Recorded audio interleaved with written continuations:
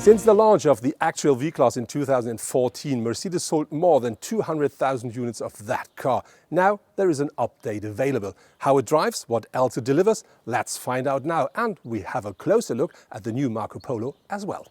The biggest change regarding to the exterior design of the V-Class happens at the front of the car because it features a completely new front bumper. So now we do have this big air intake down here running from one side to the other. But important, if you order the AMG line, you will have separate big air intakes here at the outside. And then we do have a new grille on board as well. We have these two elements here on both sides of the big central star. But here again, if you order the AMG version, you will have just one of them, as you already used to with the AMG face. And then very important are the headlamps. As standard, the car comes with halo lamps, but we do have the top version on board, which is called LED Intelligent Light System. And that means you can always drive with full high beam on without causing any trouble to the people around you. The V-Class is now powered by a 4-cylinder diesel engine we already know from, for instance, the E-Class, which is called OM654. And that you can order in 3 different power levels, which is 163, 190 and 239 horsepower. And that is the engine we have on board. And that delivers 500 Newton meters of maximum torque. And with that on board, the car is quite agile because it starts from 0 to 100 in only 7.9 seconds, top speed 220 kilometers per hour. Very important, gear shifting here works with a new 9G Tronic at the moment, but later the year there should be a manual gearbox available. And the V-Class is normally rear-wheel powered, but you can also order all-wheel drive. My test car is featuring the top engine, which is the 4-cylinder 2-liter diesel, and that delivers 239 horsepower, 500 Newton meters of maximum torque, and with the so-called over-torque function, it offers another 30 Newton meters when necessary for a very short time. And this is combined with the 9-speed automatic gearbox, the so-called 9G Tronic. And that really works very, very well in that car. You always have enough power to drive the car, to accelerate if you want, to overtake if you want. And what I really like with it is that this 9-speed gearbox really is very smooth and easy. So you normally do not even recognize when it's shifting gears. And this is really something I very, very much like. And that changes a bit when you change the drive mode from comfort to sport. I think then the transmission gets, let's say, a bit nervous, but maybe that's a touch too much, but it's really completely different. The car gets a bit stiffer, a bit more dynamic, but I think it's absolutely not necessary because even in comfort, you do have enough power.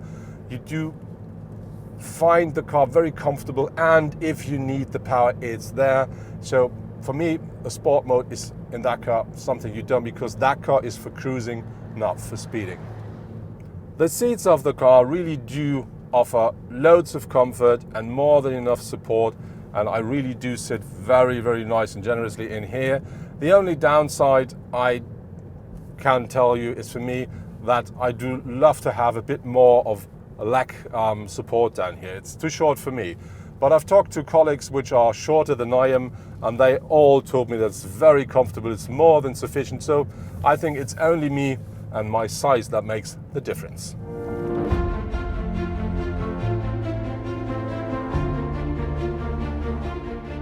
There are rims available for the new V-Class between 16 up to 19 inch. And because we drive the top version as standard, you will get 19 inch. But here we have 18 inch mounted, and I think they do their job quite well. The V-Class is available in 3 different lengths. So you can have the car with 4.90 m, 5.14 m or 5.37 m. Our car is the middle size. Very important, the wheelbase of the 2 smaller ones is 3.20 m. The bigger one will have some centimeters extra, but I think even the medium size is quite a big car. So now I took a seat at the first row of the rear seats, and I didn't change the position of my driver's seat, and as you can see, I already have plenty of space, so it's really comfortable in here. But I can adjust the position of my seat if I want, and so I can adjust the leg room I want, of course. Behind me is still more than enough. Important with the V-Class is you can order 4 single seats. You can also have a bench with 2 or 3 seats in both rows. And there is another option which is quite different. And these are the so-called luxury seats for the first passenger row. And what it's all about, I'm talking to Jessica Mugent from product marketing. Jessica, luxury. What does that mean? Yeah, our new luxury seats are a very comfortable feature, especially for our shuttle customers. You can electrically adjust the back, the head, and your feet to get into the lying position. And they have a cooling and heating function. And my personal highlight is the massage function in 3 different steps, which is very comfortable while driving.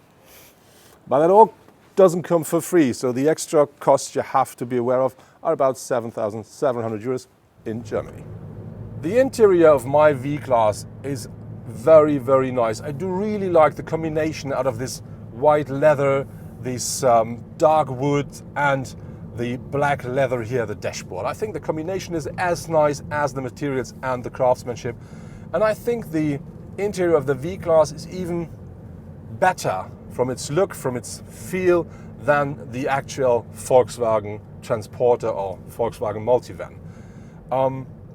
But on the other hand, regarding to the infotainment system, there is a bit a lack of, let's say, up-to-date technology. Because with that car, you do find, of course, a sat-nav which works perfectly. You have voice control on board if you want. But for instance, you will not have Apple CarPlay or Android Auto. And I think in this price segment, it should be at a minimum be available to be ordered with extra costs. And for that car, it is not. Of course, there are some changes here at the interior as well with the new V-Class. So you will find new fabrics, you will find new leather, you will find new design elements. But I think the most obvious change are these air outtakes here, because they are now quite similar to the ones from the A-Class. So that looks a bit like a turbine. And I do think that fits the car perfectly. And the good thing is it really lifts the level of the interior and makes it more fresh, more modern. At the rear of the car, nothing really has changed, but you will find taillights with LED technology. But I think more important is an optional feature which gives you the opportunity to only open the top side of the tail lid. And that gives you access to the part of the boot. And there is another optional feature which this car does not feature, which is a platform right here, which you can lift on one hand side to get a bigger boot, and which includes 2 baskets for stuff you just bought. Something very, very practical. But if we now look at the whole boot, you will find quite a big amount of space. The V-Class, depending on the size you order and depending on the chairs you order, offers up to 5,010 liters of maximum boot capacity. And I think that's more than sufficient for everything you may have bought, for every holiday trip you may plan. And you think you can easily even move your whole house with that. The V-Class basically belongs in the same vehicle class as the Renault Trafic, the Ford Transit or the Fiat Talento. However, if you're looking for more than just a lot of space in 7 seats, only one serious competitor remains: the Volkswagen T6 or shortly T6.1. The suspension and the steering of the V-Class really works very nice. So the steering is precise enough without being nervous. The car always goes the way you want the car to go without doing extra movement or unexpected things. And with the suspension, it is the way that the suspension is stiff enough to not let the car roll too much. Of course, you feel it's a heavy and long car, but it feels very stable. And on the other hand, what I really like is it's so comfortable. So you just glide over the surface. So you really do not feel any obstacles, anything at all. It gives you response enough to understand what the car is doing, but it's simply very nice and easy to drive that car. And I think I can stay in that car for ages.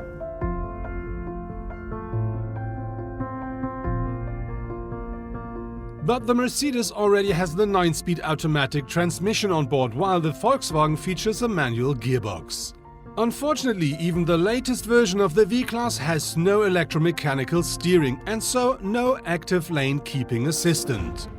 Different at Volkswagen.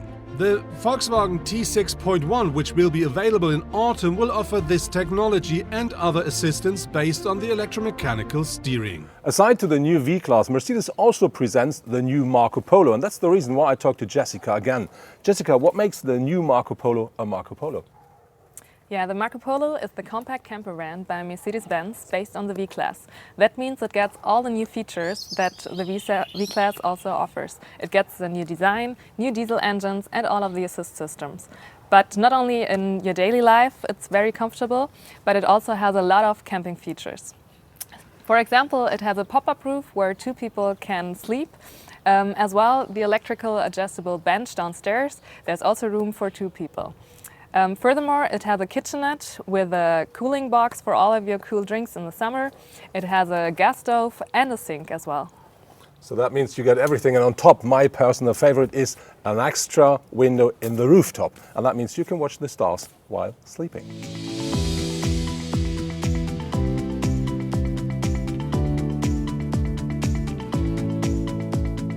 Regarding practicability, the V-Class offers loads of different compartments for bits and pieces. Like you have big compartments here in the doors. You do have 2 cup holders here at the front, which I really do like a lot. And you do have a small space here for something like glasses or something. And then you have this new armrest here, which you can open, typical Mercedes. And then you do find a standard compartment in here, which for instance also holds the USB sticks, sockets, and very important is beneath that one there is another box, and that is a refrigerator. And in this you can easily put 2 0.5 liter bottles, and so you always have your cool drinks, and that is separated from the standard box, so you can really use both easily. On top of this, we do have these cup holders here, and the good thing with them is you can heat them and you can cool them, and this is something I really do like a lot. Based on the cheapest possible entry price, the 2 vehicles are not so far from each other. So, for a Volkswagen T6 multivan you pay from 35,490 euros in Germany. And for the V220D in the trim level Royce from 39,631. The price for a V-Class in a nice configuration seems extremely high at first glance.